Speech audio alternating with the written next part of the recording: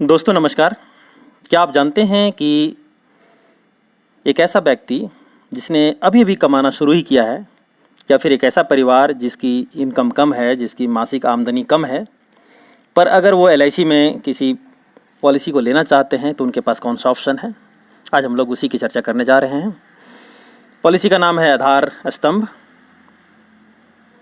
Table number 943। ये policy जो है वो केवल पुरुषों के लिए है, अर्थात इस पॉलिसी को महिलाएं नहीं ले सकती हैं। महिलाओं के लिए एक दूसरी पॉलिसी है जिसका नाम है आधारशिला, उसका टेबल नंबर है 944। अगर आप उसके बारे में जानना चाहते हैं तो प्लीज़ आप हमारे डिस्क्रिप्शन बॉक्स में जाकर वहाँ से लिंक को क्लिक करके देख सकते हैं। तो इस पॉलिसी के 3 यूनिक बेनिफिट्स हैं। पॉलिसी छोटी है, कम इनकम वाले व्यक्ति को ध्यान में रखकर डिज़ाइन की गई है। तो इसमें कुछ खास सुविधाएं भी दी गई हैं जो और किसी पॉलिसी में नहीं होती है। इसमें पहली बेनिफिट जो इस पॉलिसी में है वो ये है कि इसमें ऑटो कवर की सुविधा है। ऑटो कवर की सुविधा का मतलब ये हुआ कि अगर आप ड्यू डेट पे अपनी प्रीमियम को पे नहीं कर पाते हैं, जब आपको प्रीमियम देना था, तो उसके बाद भी अगर रिस्क कवर कंटिन्यू रहे तो उसको हम लोग ऑटो कवर की सुविधा कहते हैं। उसके लिए क्या है कि शर्त यह है कि मिनिमम 3 वर्ष आप अपनी पॉलिसी को चला लें। 3 वर्ष से अधिक और 5 वर्ष से कम अगर पॉलिसी चली है तो 6 महीने का ऑटो कवर की सुविधा आपको मिलेगा। वहीं 5 वर्ष से अधिक अगर पॉलिसी आपने चला लिया है तो 1 वर्ष का जो है ऑटो कवर की सुविधा मिलेगा, जो एक बेहतरीन बेनिफिट इस पॉलिसी की मानी जाती है। दूसरा ये है कि इसमें किसी तरह कोई मेडिकल टेस्ट से आपको गुजरने की ज़रूरत नहीं है पॉलिसी लेने के लिए। और तीसरी और ख़ास बात इसकी ये है कि चूँकि ये कम इनकम ग्रुप वालों को ध्यान में रखकर इस पॉलिसी को बनाया गया है, तो आप अगर कम से कम पैसे लगाकर भी इस पॉलिसी को ले सकते हैं तो आपके लिए यहाँ पे भी ऑप्शन है 75,000 रुपये का भी आप बीमा धन यहाँ से ले सकते हैं। अब आइए इसकी कुछ पॉलिसी लेने के कुछ शर्तों को देखते हैं और एक छोटे से एग्जाम्पल से इसके रिटर्न को जानने का प्रयास करते हैं। पहली और मामूली शर्त ये है कि इसे 8 वर्ष के बच्चे से लेकर 55 वर्ष तक के व्यक्ति इस पॉलिसी को ले सकते हैं।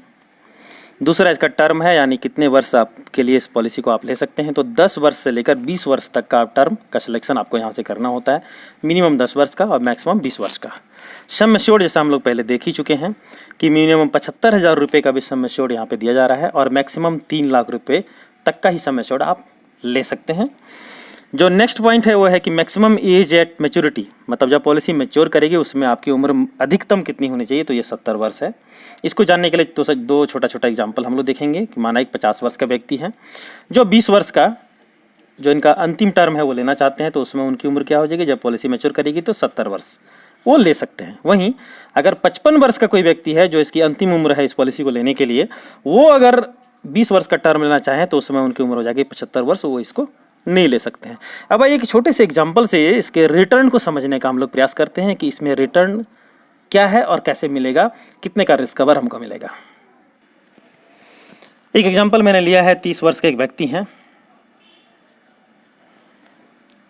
20 वर्ष का टर्म ले रहे हैं वो, और 2 लाख रुपए का सम एश्योर्ड, 2 लाख रुपए का बीमा धन का सिलेक्शन यहाँ से करते हैं अपनी इनकम को ध्यान में रखते हुए, जिसके लिए इनको 600 रुपये महीने का प्रीमियम देना है। डेली के हिसाब से देखें तो सिर्फ 20 रुपये इनको यहाँ से बचाना है, 20 रुपये डेली मात्र। अभी 30 वर्ष के हैं, जब पॉलिसी मैच्योर करेगी तो 50 वर्ष के हो जाएंगे। 20 वर्ष इनको प्रीमियम देना है, डेली 20 रुपया करके इनको सेविंग करने हैं। जब ये 50 वर्ष के हो जाएंगे, जब ये पॉलिसी मैच्योर करेगी, जिसमें पॉलिसी जब पूरा करेगी अपना समय, उसमें इनको कितना मिलेगा, 2 लाख की पॉलिसी है तो यहाँ 2 लाख का 2 लाख रुपया इनको मिल जाएगा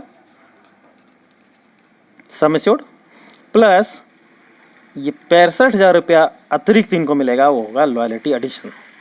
ये दोनों को अगर हम लोग जोड़ देते हैं तो होगा 2,65,000 रुपया। अब आइए इसके रिस्क कवर को हम लोग देख लेते हैं। रिस्क कवर का फैक्टर इसका क्या है। रिस्क कवर में पहले हम लोग देखते हैं कि अगर डेथ नॉर्मल हो,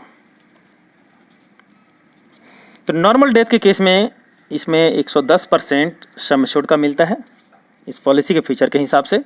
2 लाख रुपए का पॉलिसी है, इसका 110% कितना हो जाएगा, 2,20,000 रुपया। वहीं अगर ये डेथ 5 वर्ष के बाद होती है तो इनको यहाँ लॉयल्टी एडिशन जो है वो मिलाकर अतिरिक्त पेमेंट किया जाएगा। दूसरा हम लोग देखते हैं केस कि अगर एक्सीडेंटल डेथ होता है, एक्सीडेंटल का एक सम एश्योर्ड और इनको मिलेगा कितना, 2 लाख रुपया। तो 2,20,000 रुपया प्लस 2 लाख रुपये, ये दोनों अमाउंट अगर हम लोग मिला देंगे तो 4,20,000 रुपया इनकी नॉमिनी को पे किया जाएगा। दोस्तों, इस प्रकार हमने ये देखा कि एक ऐसी पॉलिसी जो कम से कम इनकम ग्रुप वाले को ध्यान में रखकर बनाई गई है, जिसमें पॉलिसी होल्डर सिर्फ 20 रुपया डेली का बचाकर और यहाँ से 2,65,000 रुपया का एक अच्छा रिटर्न ले सकता है। समय देने के लिए आपका बहुत बहुत धन्यवाद। Thank you very much. जय हिंद।